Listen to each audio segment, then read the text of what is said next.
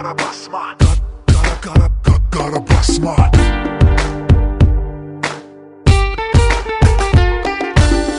Kara basma.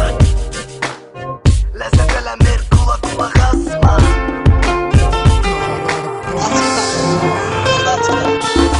Bir mektepte okumadık ki, Tapın seni atma klasnikte. bir defa like elemedin ki, Tutup seni Facebook profilde. bir defa sağ tuz yazmadın ki, Bilim ki oturursa Twitter'de. hiç adını da bilmirəm ki. Axtarım Google'da internette.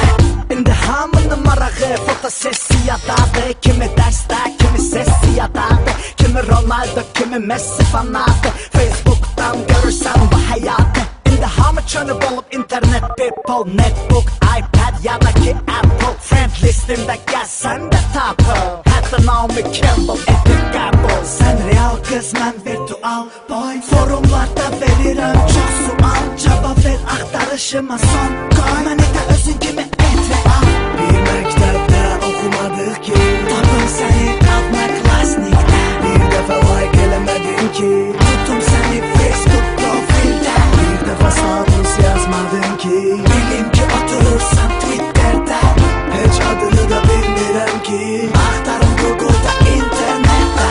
Ay kız, nedir senin adın? Aynur, Aysel, yoksa iPhone? Fərqimiz, mən kişi, sen kadın. Sen Blackberry, mənsə smartphone. Sen BBM, mən MSN. De harda olursan, axı sen. Necə girim seninle kontakta?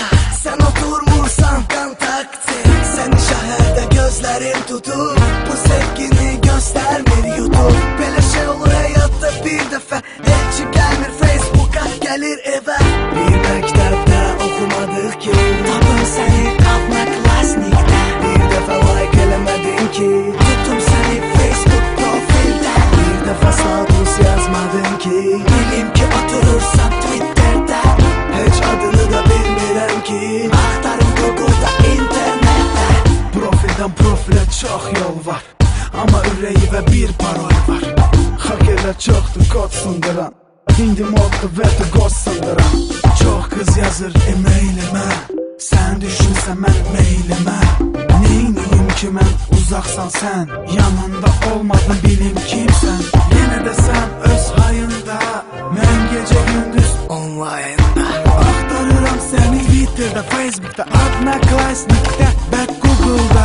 Bir məktəbdə okumadık ki, Tapın səni atma klasnikdə. bir dəfə like eləmədin ki, Tutum səni Facebook profildə. bir dəfə sağ tuz yazmadın ki, Bilim ki oturursan